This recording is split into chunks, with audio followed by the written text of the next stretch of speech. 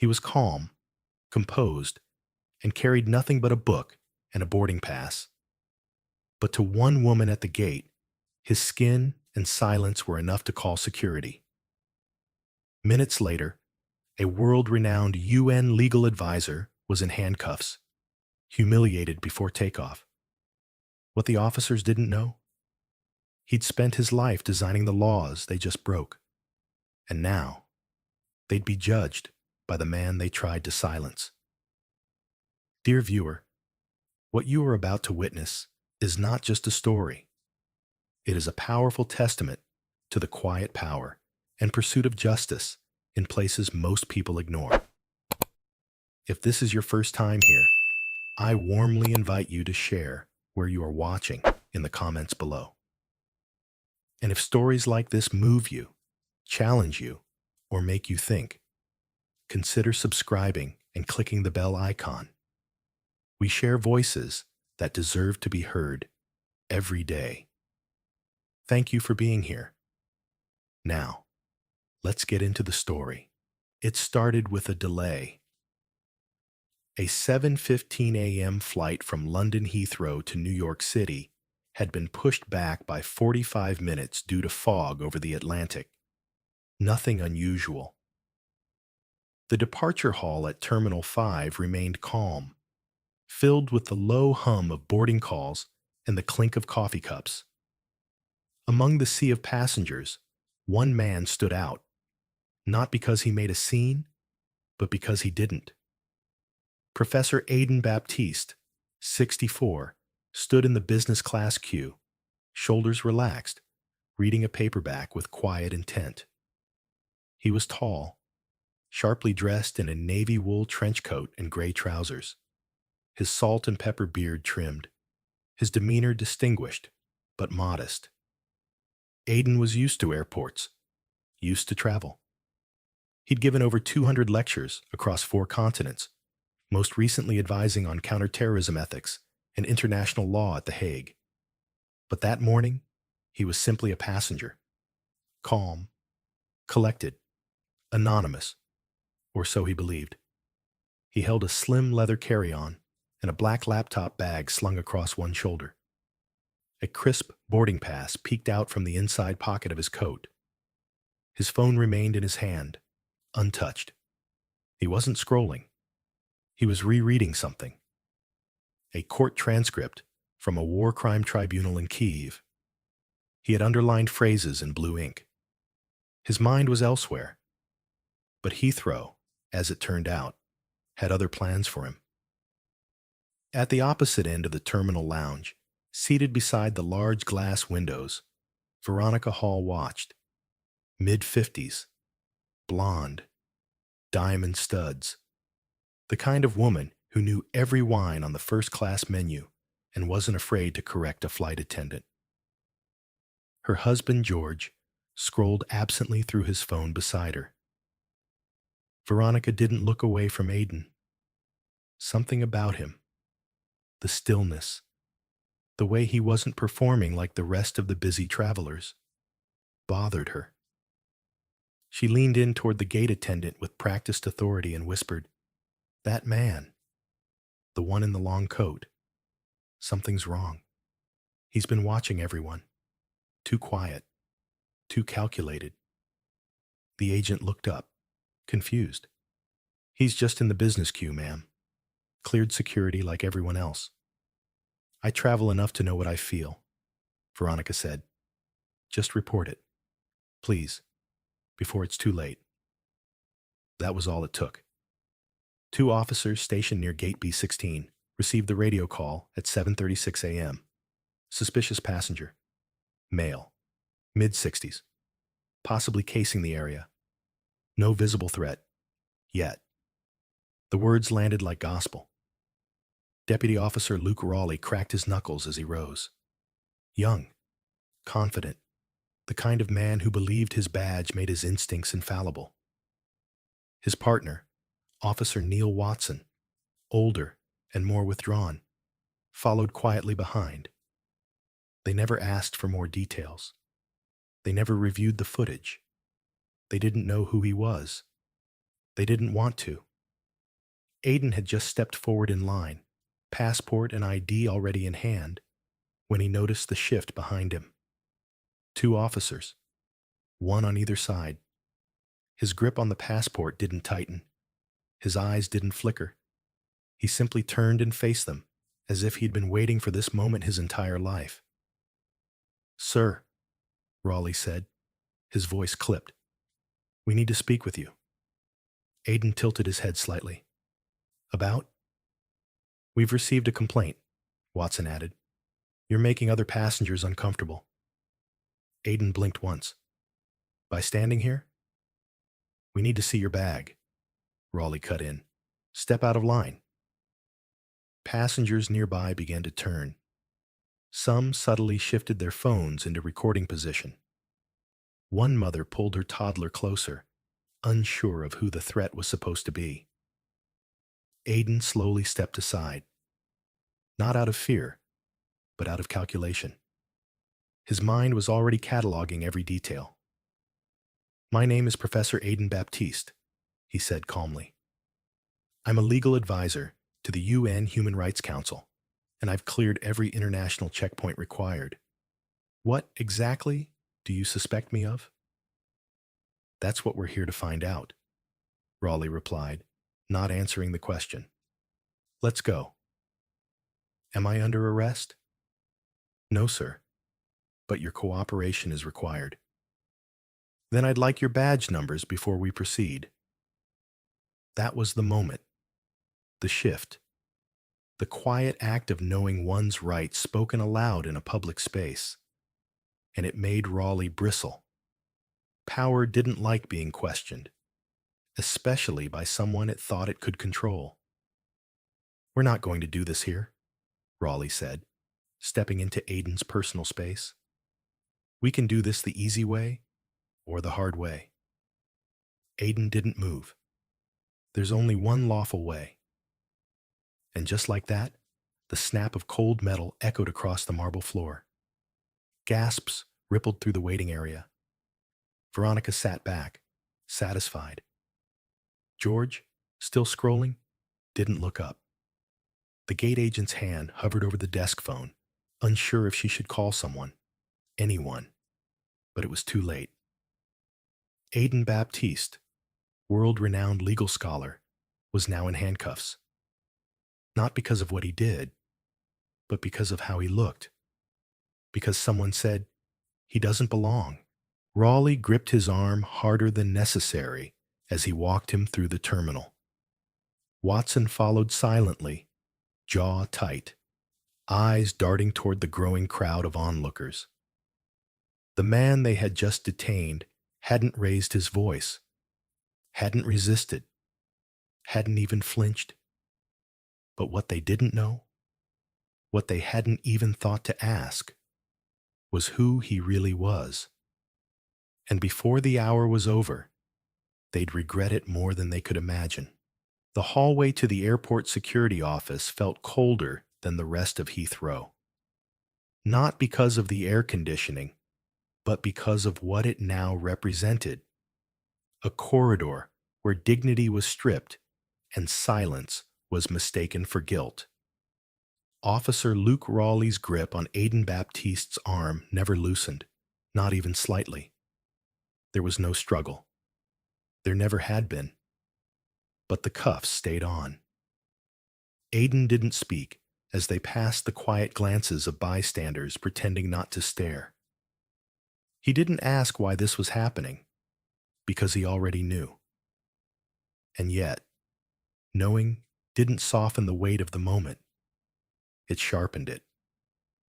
In a small gray room, lined with metal chairs and a humming fluorescent light, Raleigh pushed the door open with his shoulder. "Sit," he ordered.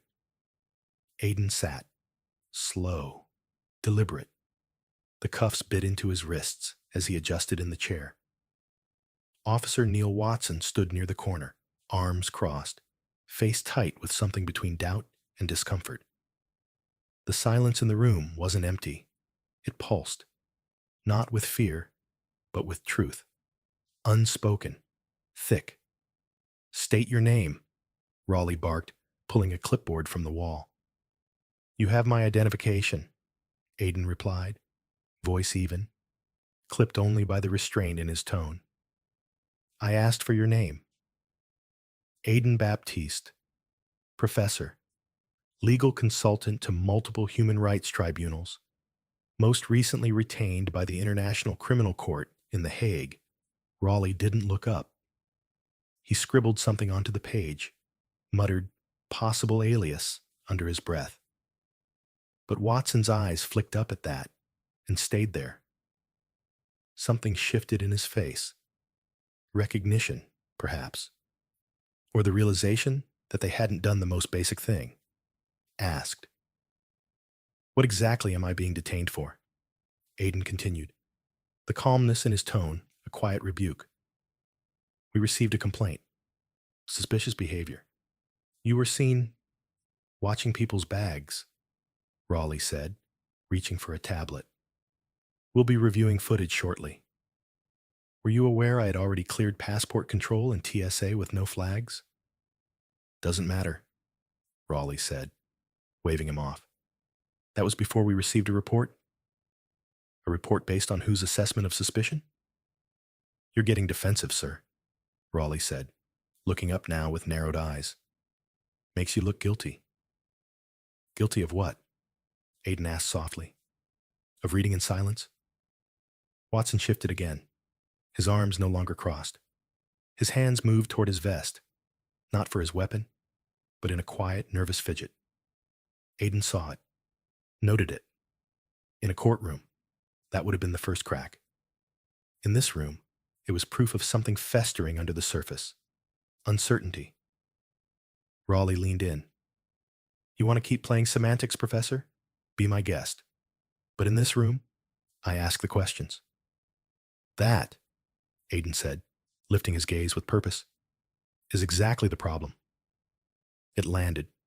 Not loudly, not dramatically, but like the opening argument in a case that no one else had realized was on trial. Yet. Outside the room, the airport was stirring. The footage of Aiden's arrest, captured by a teenage passenger and shared with a caption that simply read, "Is this what security looks like now?" had already gained traction. In just 20 minutes, the video had over 15,000 views. The comment section was a battlefield of perspectives, but the footage spoke for itself. An older black man in a long coat, handcuffed, silent, calm, surrounded, humiliated. In the security room, the silence stretched again. Watson finally cleared his throat. "Maybe we should review his documents again." Raleigh didn't respond. Watson took a step forward, pulled Aiden's ID from the evidence tray, and scanned it into the terminal. The screen blinked, then returned a result almost instantly. UK residency, UN identification tag number, international legal credentials, confirmed. "Sir," Watson said hesitantly, "this ID is real, and he's who he says he is." Raleigh snatched the ID back. "We'll verify that through official channels. We're not done here." "No," Aiden said, lifting his cuffed wrists slowly and placing them on the table. "You're done here." The voice that spoke wasn't angry. It was rooted, immovable. The kind of voice that had cross-examined warlords and testified before parliaments. Raleigh stared, suddenly unsure of how much power he still held. A knock came at the door. It wasn't a uniformed officer. It was a man in a black overcoat, holding a silver ID badge against the glass. Watson opened the door. "Can I help you?" The man didn't hesitate. "Agent Declan Rhodes, International Legal Oversight Division. You're detaining a United Nations affiliated legal officer without jurisdiction or grounds. That ends now." Raleigh stepped forward. "We're conducting an internal investigation."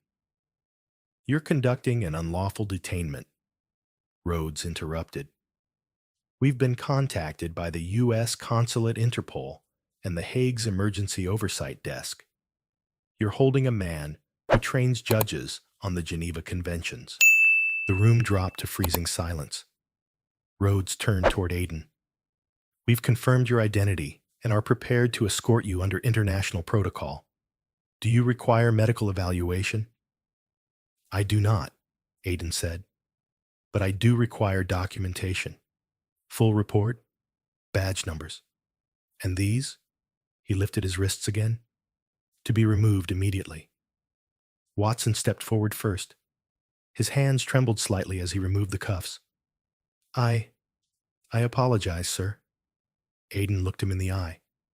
You didn't ask. But now that you know, what you do next matters more. Raleigh didn't move. Rhodes turned to him. You'll be contacted by Internal Affairs, and I suggest you retain counsel. No one else spoke. As Aiden stood, he didn't straighten his coat with indignation. He didn't look back in anger. He walked out with the same quiet authority he had walked in with. Only now, the entire world was watching. And that silence he carried? It wasn't compliance. It was preparation. The security checkpoint had returned to its usual rhythm. Flashing scanners, idle chatter, and the sound of luggage wheels slipping over polished linoleum. To the untrained eye, Heathrow had already moved on. But just beyond Gate 19, something had shifted. Something had cracked. Inside the operations room, Agent Declan Rhodes stood with a straight spine and a steel gaze. On the desk before him sat a single, unopened file. Behind him, 3 officers remained frozen. 2 in uniform, 1 in a suit. Their expressions were a mix of confusion and dread. But none looked more unmoored than Officer Luke Raleigh. He hadn't spoken since removing the cuffs from Aiden Baptiste's wrists. He hadn't needed to. The silence said enough. It wasn't guilt. Not yet. It was something more dangerous. It was disbelief that his authority could be questioned, his assumptions dismantled so easily. That disbelief was about to meet its reckoning. Declan opened the file slowly. The sound of the paper separating felt louder than any alarm. Let's walk through what we know, he said, voice calm but sharp. You stopped a passenger with no criminal record, no suspicious items, and a verified ticket, based solely on the word of one woman who expressed concern but provided no specifics. He was watching the bags, Raleigh said, almost involuntarily. Do you mean sitting with his own luggage? Declan asked, his tone unchanging. Raleigh swallowed. We reviewed the footage, Declan continued. All of it. Terminal cams, gate security feeds. There was no circling, no erratic behavior. He didn't even move from his chair for over 30 minutes. The room remained still. Then Declan placed a photo on the table. A press image. Aiden Baptiste, standing in front of the United Nations emblem, flanked by a global panel of judges and diplomats. The caption below read, Lead Legal Counsel to the International Commission on Human Rights. Had you taken 60 seconds to run a full ID check, this is what you would have found, Declan said. Instead, you put cuffs on a man who has written constitutional oversight frameworks in over 10 countries. Watson shifted uncomfortably. I didn't know he was... That's the problem, Declan said, cutting him off. You didn't ask. You assumed. You acted. At that exact moment, the door opened again. A second agent walked in and handed a tablet to Declan. The footage just went viral, sir.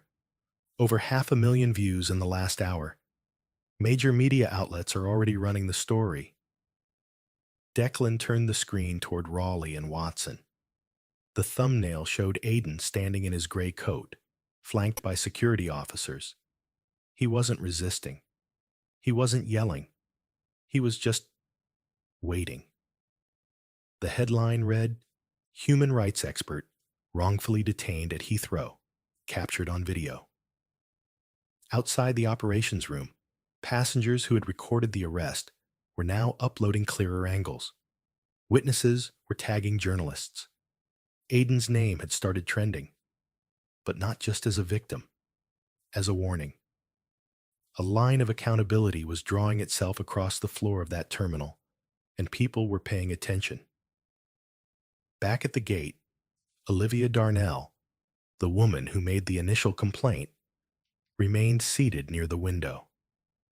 She'd been watching planes take off for the last hour, her expensive scarf wrapped tightly around her shoulders, her eyes darting toward the crowd more than the runway. She hadn't expected it to escalate like this, hadn't expected the man to matter. She only wanted him moved, distanced. She didn't care where, until now. Her phone buzzed. A friend had sent her a link. She tapped the screen and froze. There he was, Aiden Baptiste. His full credentials, his affiliations, even a short clip from a TED Talk he had given just a month earlier on racial profiling in European transit hubs. The irony made her stomach turn. Around her, murmurs began to ripple. A teenager pointed in her direction. A woman near the boarding counter whispered to her child. Olivia tried to retreat into the upholstery, but she knew what was coming.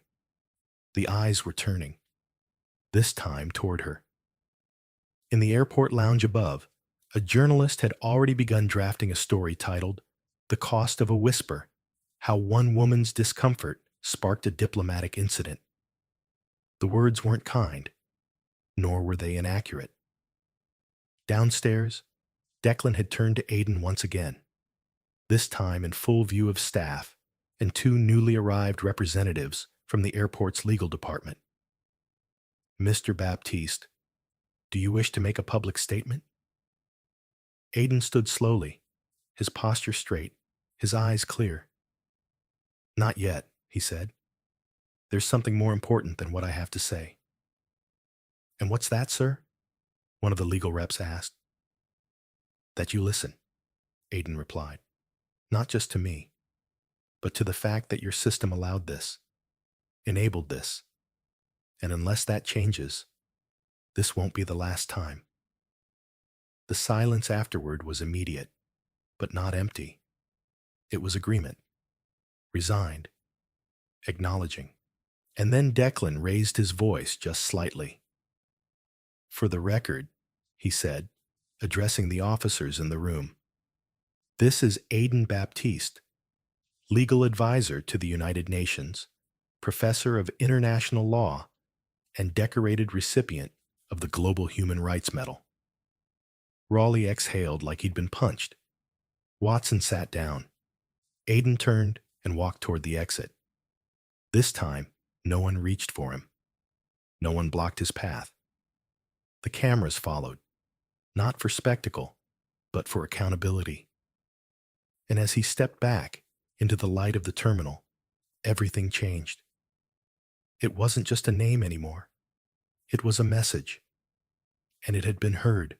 The room was sterile, clinical. Its walls a muted beige that tried and failed to make anyone feel at ease. At the far end of a long conference table sat Aiden Baptiste. His hands no longer bound, but the skin around his wrists still bore the memory of the cuffs. Across from him were 5 federal officials, 2 from the Crown Prosecution Service, 1 from the Metropolitan Police Internal Oversight Board, and 2 legal observers dispatched by the International Civil Liberties Alliance. The air buzzed, not with noise, but with weight. The weight of something that could no longer be buried. Aiden didn't pace. He didn't lean into dramatics. He sat, spine straight, posture poised, eyes sharp. He had spent years building systems of law, untying the knotted threads of government accountability across borders. He had never expected the most personal violation of his rights would happen on British soil, at the edge of a boarding gate, and that he would be forced to recount it as a case study in front of a table of stunned bureaucrats. But this wasn't about personal closure. It was about structural reckoning. He began speaking, not with outrage, but with clinical precision. A play-by-play of what had unfolded, from the false complaint to the unverified suspicion to the exact moment he felt the cold touch of steel on his skin. His voice didn't shake. It never rose. But each word cut through the silence like a scalpel. This wasn't an error, he said. It was a process, flawed by design, defended by habit. One of the observers, a former barrister named Lynette Hayes, leaned forward. You're saying the officers didn't act alone? I'm saying they acted with the full confidence of a system that never required them to ask better questions, Aiden replied. They were taught to fear shadows, not to verify facts. Behind the glass panel in the adjoining room, two ethics auditors took notes feverishly. This wasn't just testimony, it was diagnosis. And Aiden wasn't there to point fingers. He was there to draw a map out of the rot. The footage had gone global. His name had become a headline. Politicians weighed in. Editorial boards issued apologies and calls for reform. But while the public raged, Aiden planned. He wasn't going to let this turn into just another viral moment. He would make it a turning point. From the inner pocket of his jacket, he removed a slim, leather-bound folder. Inside were the early pages of a proposal, what he called the Transit Justice Initiative, a framework designed to hold transportation law enforcement accountable to a federal standard of civil liberties review, independent audit panels, transparent escalation reporting, and mandatory anti-bias recertification every 12 months. He handed copies across the table. I wrote this on the flight home, he said. This is not just a response. It's a prototype for prevention. The silence that followed wasn't skeptical. It was stunned. No one had expected the man handcuffed at Gate 19 to return with a legislative solution. No one had imagined the quiet figure in the video, who refused to resist or shout, would become the architect of what would soon be called the most ambitious civil oversight model in Heathrow's history. Meanwhile, in another wing of the building, officers Luke Raleigh and Samuel Watson sat in separate interview rooms. Their uniforms had been replaced by plain clothes, but the weight of their decisions had not lifted. Raleigh stared down at a printed copy of the viral photo. Aiden's face calm, his hands restrained, his dignity intact. And something cracked inside him. He had always prided himself on his instincts, but that pride now sat like stone in his throat. An ethics investigator leaned across the table. Officer Raleigh, when you approached Mr. Baptiste, what did you know about him? Nothing, Raleigh replied, his voice rough. Just what the woman said. She said he looked off. Off, the investigator repeated, circling the word in his notes. And you didn't question that? I didn't think I had to, Raleigh answered. And that's the problem, came the reply. Back in the conference room, Aiden was fielding questions, not about how he felt, but about how to fix what broke. What would you have done differently if you were in charge of that terminal's security infrastructure? One official asked. I would have created checkpoints not for luggage, but for decisions, Aiden answered. Every time an officer acts on a complaint, there should be a documented chain of validation. Was there corroboration? Was the subject approached with respect? Was there escalation before inquiry? He wasn't advocating against caution. He was demanding accountability. The proposal, now spreading across departments, called for public reporting dashboards, encrypted civil rights monitoring logs, and citizen access to review complaint outcomes within 30 days. It was bold, expensive, unapologetically disruptive, and it was exactly what the moment needed. That night, Aidan returned to his hotel room overlooking the Thames. The lights of London shimmered on the surface below, a city moving on like nothing had happened. But inside, Aidan's phone pulsed with life. Dozens of emails, invitations, thank you messages, victims of similar profiling who'd never had a camera recording, law students who'd seen his footage in ethics class, retired judges offering pro bono aid for the initiative. He sat down, opened his laptop, and added the final clause to his proposal. All personnel found to have executed searches or detainment without due cause and verification will be placed on immediate suspension pending review. Then he wrote the line that would later be quoted on the floor of Parliament.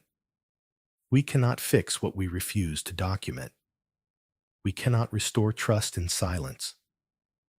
The storm that had started at a boarding gate had now entered legislation. Not through rage, not through revenge, but through resolve. Because the blueprint of accountability, Aidan knew, wasn't built in courts or on screens.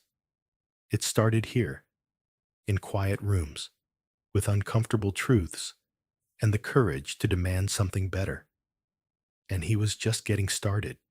The sky over the courthouse was the color of old ash, the kind that lingers long after the fire is gone, but still smells like something burned. People gathered quietly outside, not in protest, but in reflection. No chants, no placards, just the hum of stories being told. Stories about Aidan Baptiste, the man who had walked through Heathrow Airport weeks earlier, carrying only a coat, a briefcase, and a name that would rattle the pillars of systemic silence. But this was no longer just Aidan's story. The incident had detonated something far beyond the marble floors of that terminal. And now, in his wake, something larger stirred. Not rage, not vengeance, but resolve. Since the day the footage went viral, Aidan had spoken only once to the press. Not at a podium, not under lights, but in a classroom at the University of Cape Town, where he guest lectured before a room full of law students whose eyes burned with the kind of hunger that only injustice can sharpen. He didn't recount the humiliation or the bruises left by the cuffs. He spoke about structure, about erosion, about what happens when systems built to protect instead begin to presume. The question, he had said softly, isn't whether the law can be blind. It's whether those enforcing it ever learn to see at all. That quote would be printed in law journals, etched into protest signs, even tattooed on the arm of one young public defender in Atlanta. But Aidan didn't seek to be remembered as a soundbite. He sought to build something lasting, something louder than the handcuffs, longer than the news cycle. He established the Baptiste Center for Public Truth, a hybrid legal, media, and policy collective aimed at holding institutions accountable through data-backed advocacy and strategic litigation. It wasn't flashy. It didn't promise viral moments. It promised impact. Within its first 6 months, the center launched 4 major investigations into racial profiling within international transit hubs, helped overturn 2 unjust deportation rulings, and submitted legislation for mandatory oversight of passenger complaint protocols in 5 countries. But perhaps more quietly, more powerfully, it gave platform to stories like his that never made the headlines. It created a digital archive called The Silenced Files, a curated collection of civilian accounts from people wrongfully profiled, stopped, or detained for nothing more than their name, skin, or silence. The tagline was simple: "We remember loudly." Aiden spent his days differently now. He wasn't testifying in courtrooms, but training the next generation of those who would. He wasn't behind closed doors, negotiating legal language. He was standing before thousands at civic halls, community centers, even churches, translating that language into something people could carry in their pockets like armor. And through it all, he carried the same calm, the same stillness that had once been mistaken for threat now became the center of his strength. The world had seen a black man arrested without cause, but what it remembered was a black man who didn't flinch, who stared down power with grace and never once lowered his voice to be heard. Officer Luke Raleigh was sentenced. So was his partner. The system had moved. Slowly, yes, but publicly. And Olivia Darnell, the woman who set it all in motion with one calculated whisper, faced her own reckoning. Not in jail, but in the unraveling of everything she thought power could protect. Her name became synonymous with a question: what did you see? And what did it cost? The cost, it turned out, was legacy. Because Aiden Baptiste didn't just survive that airport, he rewrote the rules for what happens after. And that's a name no one will dare forget. Aiden Baptiste never walked into that airport expecting to make history. He carried no banners, issued no public challenge, and didn't speak a single word louder than necessary. All he wanted was a quiet flight and the dignity of moving through the world without being reduced to a threat. But the system didn't see Aiden's degrees, his service, or his sacrifice. It saw only his skin, his stillness, and the shadow of its own assumptions. What happened at Heathrow Airport was not an isolated incident. It was a fracture line in a system already riddled with cracks. A whisper became suspicion. Suspicion became escalation. Escalation became handcuffs. And yet, through every unjust step, Aiden never lost control. He didn't shout. He didn't plead. He stood in his truth, and in doing so, he forced the truth out of hiding. When the world learned who Aiden really was, a civil liberties strategist, a human rights scholar, a former federal commissioner, it was forced to confront a brutal reality. If this could happen to someone with his level of visibility, access, and protection, what happens every day to those without it? That question became a rallying cry, and that cry became a movement. But Aiden never made it about revenge. He never demanded the spotlight. Instead, he redirected the outrage toward impact. Through the Baptiste Center for Public Truth, he helped elevate stories that would have otherwise disappeared. He didn't just fight for justice. He created a mechanism to ensure others could access it too. From airport policies to public complaint procedures, from digital storytelling to legal training, Aiden turned a personal violation into a blueprint for structural reform. His legacy isn't built on a viral video or a courtroom verdict. It's built on the ripple effect of resilience, the way one act of quiet defiance can spark thousands of louder ones across time zones, borders, and belief systems. So what's the takeaway for all of us watching, reading, or remembering? It's this: dignity isn't something we earn through titles or accomplishments. It's something we possess by birthright, and something we must protect with vigilance. In a world that still judges too quickly and listens too slowly, we each have a role to play. Sometimes it's as simple as recording what feels wrong. Other times, it's asking the uncomfortable question: what if that were me? But the deepest lesson in Aiden's story isn't just about injustice. It's about response, about how we carry ourselves when we're misunderstood, when we're profiled, when we're cornered.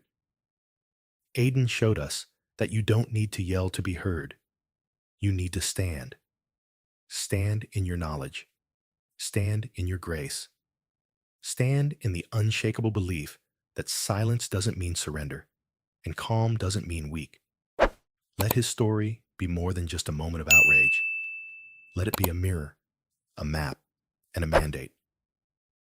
If this story moved you, if it made you pause, reflect, or feel something stir deep inside, don't let that feeling fade. Subscribe to this channel, not just to support the storytellers, but to support the stories. The ones that make us uncomfortable, yes, but also the ones that make us better. Because the fight for justice isn't won in headlines, it's won in hearts. And it starts with us, right here, right now. Let's make sure no story like Aiden Baptiste's ever gets buried again. Subscribe, share, speak, and let the next story be told not just because it's true, but because someone like you made sure it was heard.